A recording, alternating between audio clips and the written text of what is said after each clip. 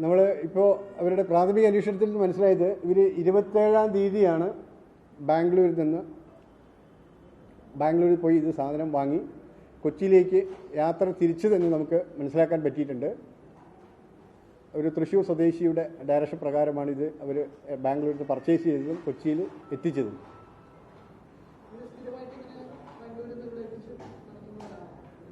ഈ മുഹമ്മദ് ഷാഫി എന്ന് പറയുന്ന ആളുടെ പേരിൽ ആലപ്പുഴ ജില്ലയിൽ 2 NDPS കേസ് ഉള്ളതായിട്ട് പ്രാഥമിക അന്വേഷണത്തിൽ ബോധ്യപ്പെട്ടിട്ടുണ്ട്.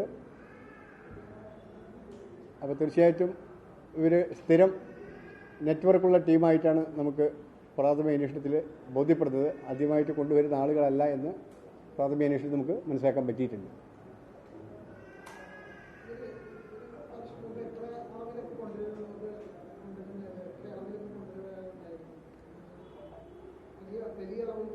ഇത് സത്യത്തിൽ പ്രാഥമിക അന്വേഷണത്തിൽ നമുക്ക് ബോധ്യപ്പെട്ടത് ഇരിട്ടിയിൽ പരിശോധന ബസ്സിൽ വരുന്ന സമയത്ത് ഇവർ പരിശോധന ഭയന്നിട്ട് സരിതയാണ് അവരുടെ ശരീരഭാഗത്ത് ഇത് ഒളിപ്പിക്കുകയും അവിടെ നിന്ന് ഇറങ്ങി പല ബസ്സുകൾ കയറി കോഴിക്കോടെത്തി. കോഴിക്കോട് നിന്ന് ട്രെയിൻ മാർഗമാണ് കൊച്ചിയിലെത്തിയത്.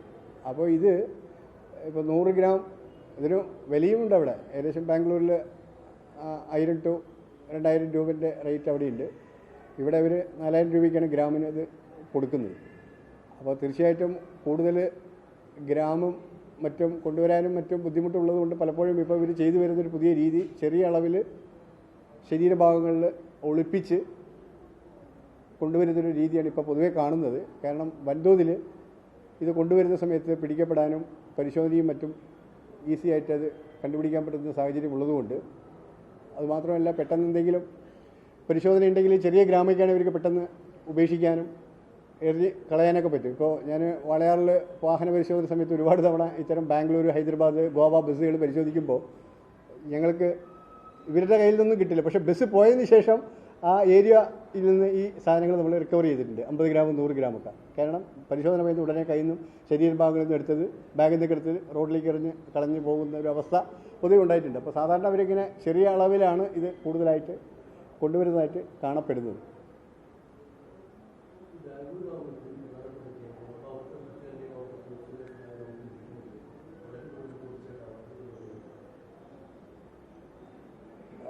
ഇത് ശരിക്കും ബാംഗ്ലൂർ പോലുള്ള മെട്രോ സിറ്റീസിലാണ് ഇതിൻ്റെ നൈജീരിയ സ്വദേശികളാണ് ഇതിൻ്റെ പുറകിൽ. ഇതിൻ്റെ മാനുഫാക്ചറിങ് എന്ന് പറയുന്നത് ആ മേഖലയിൽ പ്രവർത്തിക്കുന്ന വിദ്യാഭ്യാസത്തിനും മറ്റ് ജോലിക്കായിട്ട് വന്നിട്ടുള്ള നൈജീരിയ സ്വദേശികളാണ് ഇപ്പോൾ ഈ കേസിൽ നമ്മൾ സോഴ്സ് അന്വേഷിച്ച് ചെന്ന് ബാംഗ്ലൂരും മറ്റ് മെട്രോ സിറ്റീസിലേക്ക് എത്തുന്ന സമയത്ത് അതിൻ്റെ പുറകിൽ പ്രവർത്തിക്കുന്നത് ഇത്തരം നൈജീരിയ സ്വദേശികളാണ്. അപ്പോൾ അവർക്കാണ് ഇതിൻ്റെ ടെക്നോളജി അറിയുന്നത്. അപ്പോൾ ധാരാളം മലയാളി വിദ്യാർത്ഥികൾ ബാംഗ്ലൂരും ചെന്നൈയിലും ഗോവയിലും ഹൈദരാബാദിലൊക്കെ വിദ്യാഭ്യാസ ആവശ്യങ്ങൾക്കും ജോലി ആവശ്യങ്ങൾക്കൊക്കെ വേണ്ടി പോകുന്നതുകൊണ്ടും ജോലി ചെയ്യുന്നതുകൊണ്ടും പഠിക്കുന്നതുകൊണ്ടും അവർ ആദ്യം ഇത് ഉപയോഗിക്കുന്നു, പിന്നീട് അതിൻ്റെ ക്യാരിയേഴ്സ് ആവുന്നു, പിന്നീട് അത് കേരളത്തിലേക്ക് സ്വന്തം നാട്ടിലേക്ക് വ്യാപകമായിട്ട് കൊണ്ടുവന്ന് എത്തിക്കുന്ന ഒരു രീതി പൊതുവെ കാണപ്പെടുന്നുണ്ട്. എനിക്ക് തോന്നുന്നത് നമ്മളെപ്പോലുള്ള ശക്തമായ എൻഫോഴ്സ്മെൻറ്റ് മറ്റ് സംസ്ഥാനങ്ങളിൽ വളരെ കുറവാണ് എന്ന് തന്നെ പറയാം. ഇപ്പോൾ 2023-ലും 2024-ലൊക്കെ ഇന്ത്യയിൽ തന്നെ ഏറ്റവും കൂടുതൽ മയക്കുമരുന്ന് കേസുകൾ രജിസ്റ്റർ ചെയ്തത് കേരളത്തിലാണ്. അപ്പോൾ നമ്മളെക്കാൾ വലിയ സ്റ്റേറ്റുകളുണ്ട്. ഇപ്പോൾ UP-യും മധ്യപ്രദേശും രാജസ്ഥാനും നമ്മളെക്കാൾ വലിയ വലിയ സ്റ്റേറ്റും വലിയ വലിയ ജനസംഖ്യയുള്ള സ്റ്റേറ്റുകളാണ്. പക്ഷേ അതിൻ്റെ എത്രയോ 10-1 പോലും ജനസംഖ്യ ഇല്ലാത്ത നമ്മുടെ കേരളത്തിൽ ഇതിൻ്റെ പരിശോധന. കാരണം ഇപ്പോൾ നമ്മളിപ്പോൾ ഈ മാസം എറണാകുളം ജില്ലയിൽ കണ്ടെടുത്ത 144 മയക്കുമരുന്ന് കേസുകളിൽ നല്ലൊരു ശതമാനവും ചെറിയ അളവ് മയക്കുമരുന്ന് കേസുകളാണ്, ചെറിയ അളവിൽ. പക്ഷേ നമ്മളിവിടെ ചെറുതും വലുതും അങ്ങനെ ഒരു കണക്കേ ഇല്ല. എല്ലാ കേസും നമ്മൾ അറസ്റ്റ് ചെയ്ത് നിയമ നടപടികൾ സ്വീകരിക്കുന്നുണ്ട്. അതാണ് നമ്മുടെ ഇവിടുത്തെ ഒരു പ്രത്യേകത.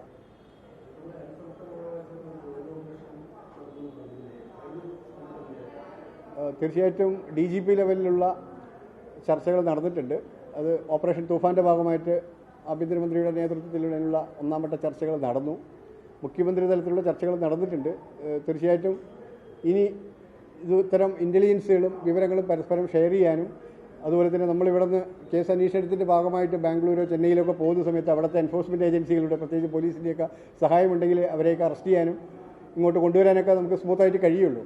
അപ്പോൾ അങ്ങനെയുള്ള സൗകര്യങ്ങൾ ഭാവിയിൽ നമുക്ക് അവരിൽ നിന്ന് പ്രതീക്ഷിക്കാമെന്ന് വിശ്വസിക്കുന്നു. അത്തരം കാര്യങ്ങളെല്ലാം ഉന്നത തലത്തിൽ ഉദ്യോഗസ്ഥർ DGP ലെവലിലുള്ള മീറ്റിങ്ങുകളിലാണ് ഇങ്ങനെയുള്ള തീരുമാനങ്ങളൊക്കെ ഉണ്ടാവുക.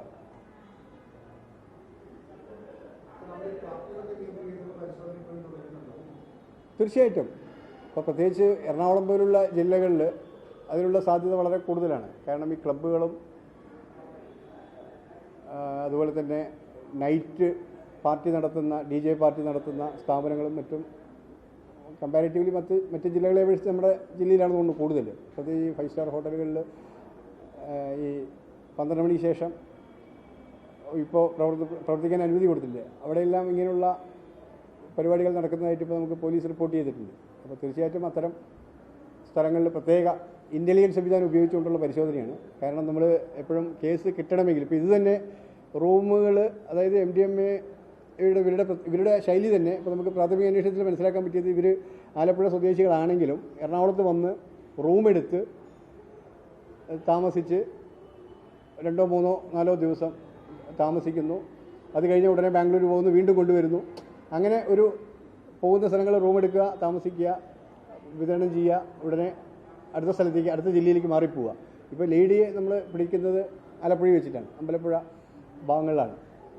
അവിടെ ഒരു വീട്ടിലാണ് ഇവരത് സൂക്ഷിച്ചത്. അപ്പോൾ ആലപ്പുഴ ജില്ലയിൽ വിതരണം ചെയ്യാനായിട്ടാണ് ഇവർ 28 ഗ്രാം കൊണ്ടുപോകുന്നത്. അത് നമ്മൾ അവിടെ നിന്ന് റിക്കവർ ചെയ്യുന്നത്. അപ്പോൾ അതേപോലെ ഓരോ ജില്ലയിലും ടൗൺ കേന്ദ്രീകരിച്ച് റൂമെടുത്ത് ഇത് വിൽപ്പന നടത്തുന്ന രീതിയാണ് സാധാരണ ഇപ്പോൾ കണ്ടുവരുന്നത്.